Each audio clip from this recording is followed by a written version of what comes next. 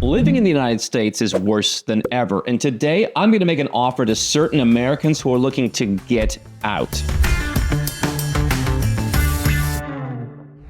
I'm going to share this job offer in a minute, but we keep seeing articles of how it is harder for the average person to live in the US. Prices are going through the roof.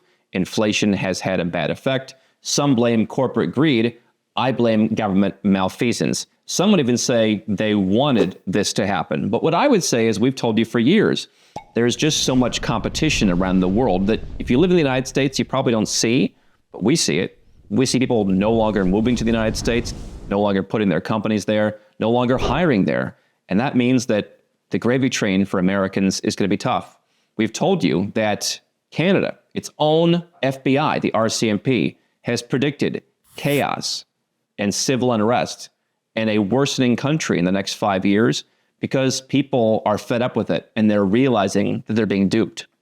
Here's an article from Quartz. This is QZ.com that talks about one specific example of this. And I've got an offer to make at the end of this video. American Airlines flight attendants say they're sleeping in cars because they can't afford the cost of living. And the flight attendants earn barely more than $27,000 a year while being forced to live in major metro areas, their union said.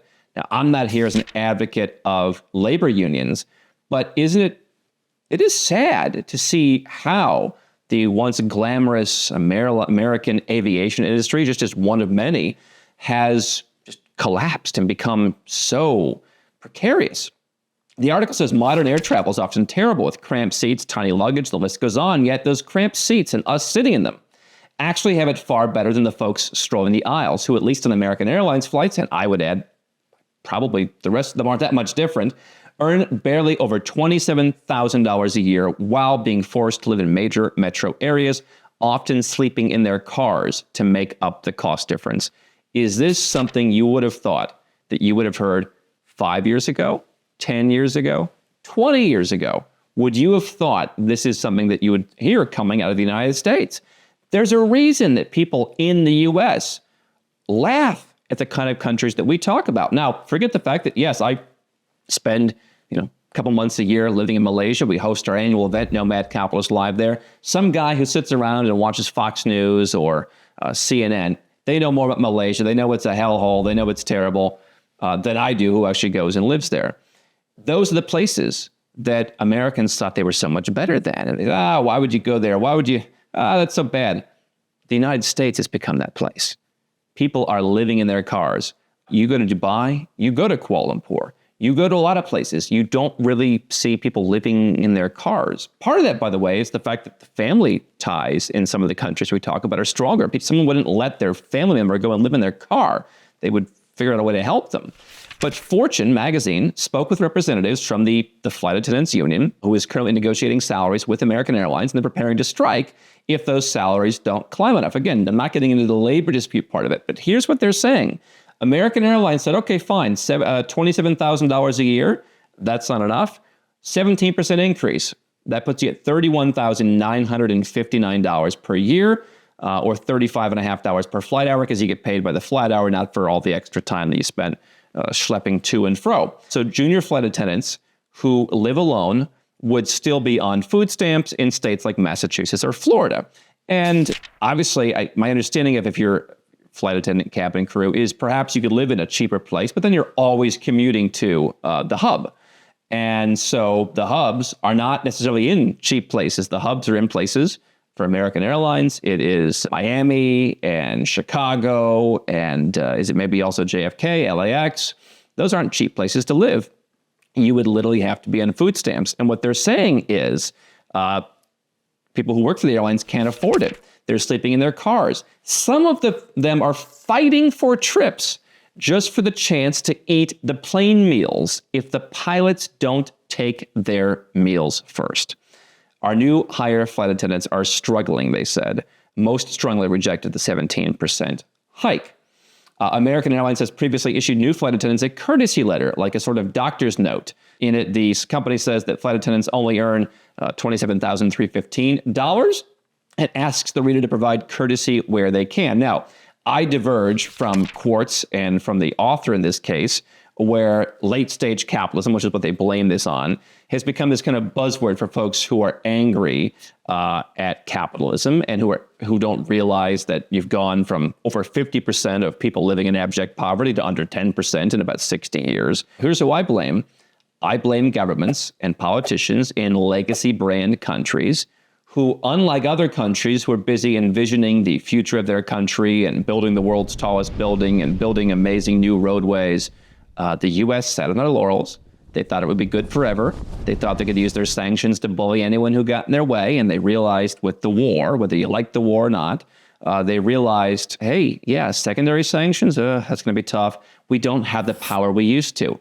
They thought they would use the sanctions. They thought they would use the currency. They thought they would use everything. And they could always just, paper it over, and the American dream would always be there. Now, even going back to immigration in the 1800s, people realized the American dream wasn't quite what it was cracked up to be. But it is worse than ever. My concern is if you're a successful person, if you're in business, if you're an investor, if you have wealth, that's who we work with here at Nomad Capitalist to create plans to lower your taxes and get second citizenships and find the new great places to be. We work with those folks, and because so many things are just thrown as late stage capitalism being the fault, you're not going to be a very popular person. Politicians are not going to admit that they screwed this up. They are not going to admit that what I've been telling you for years, hey, why would I stay in the US if I can go to Malaysia? Why would I hire an American if I could go and hire them somewhere else? Why would I do that? They're not going to admit they did a bad job. People like me decided to leave as a result. I'm one little guy. I'm not much on my own. So we've inspired people here on this channel to do the same thing and to see the opportunities. But even the people who watch this, we are not the biggest force. It's just pretty natural that if there's a better deal, that's where capital is going to flow. It is human nature to go where you're treated best. And the politicians are not going to admit that. The people who want the government to have more power to enact their jealous vengeance on people who are successful are not going to admit that. It's late stage capitalism's fault. The reality, you could also say, is people in the US want everything to be super cheap. They don't want to pay, top dollar for flights, but then they want the flight attendants to somehow make a lot of money. Yeah, the fact that the CEO made $10 million isn't really the problem. Like, it's a tiny symbolic problem, maybe. And I'm not defending all corporate CEOs. I'm sure some of them are total bozos. But, a guy making $10 million in a company with billions, that's, if we parcel that out, that's not really solving the problem. So there's an expectation gap as well among Americans. And what do you learn? And, when you study psychology, expectations are one of the biggest things that make people angry because they have an expectation that then becomes unfulfilled. Americans expected everything to be cheap, everything to be easy, and everyone to have this very fruitful life. And it's just not working out in an increasingly competitive world. But late stage capitalism, as they call it, will continue to be blamed. And if you're a successful person, this is why I believe you need a plan B. And ideally, if you can, you would do as I did. And you would actually not only move your money out, but you'd move yourself out.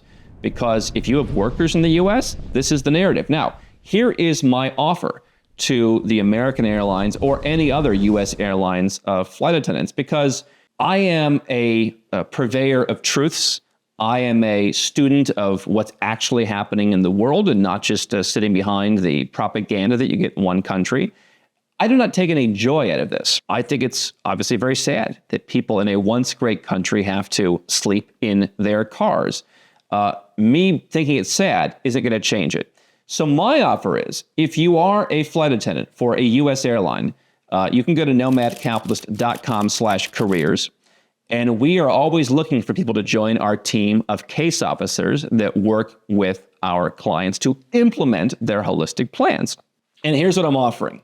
I will pay $31,960. That's $1 more than American wants to pay. But here's the caveat.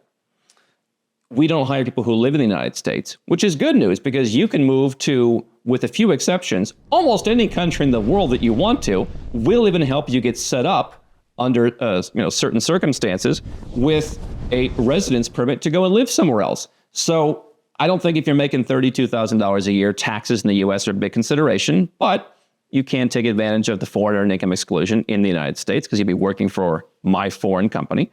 You can take advantage of lower costs of living, and you can choose where you want to go. You want to go to Mexico, you want to go to Argentina, you want to go to Colombia, you want to go to Malaysia. Where do you want to go? You tell us, and we will help you set that up, where your $31,960 goes a lot further. And you'll be paid to have a normal job. You don't have to scrounge for meals. You don't have to do any of that stuff. This is a genuine, sincere offer. And I'm willing to pay Americans who are willing to live overseas a bit more than we might start other case officers at, where they already live in somewhere that's more affordable. Because I think that someone who is a flight attendant might have a bit more of the worldly experience that oftentimes, someone from the US or other Western countries would lack. I mean, part of the reason we hire our case officers in what some people would think is exotic countries is because they have better historical, geographical, geopolitical knowledge. They know what it's like to have to get visas. They know the stuff that we talk about much more intimately. And so, if you work in an airline, you probably understand some of that as well. So go to nomadcapitalist.com/careers. I'm entirely serious. $31,960 a year. Of course, you have to be interviewed. Of course, we have certain criteria. We are not a big bureaucratic corporate institution. So folks who like that kind of bureaucracy that you would get at a big corporation, they're probably not going to work here. But we will gladly interview folks. Go to nomadcapitalist.com/careers. We'll put information up there.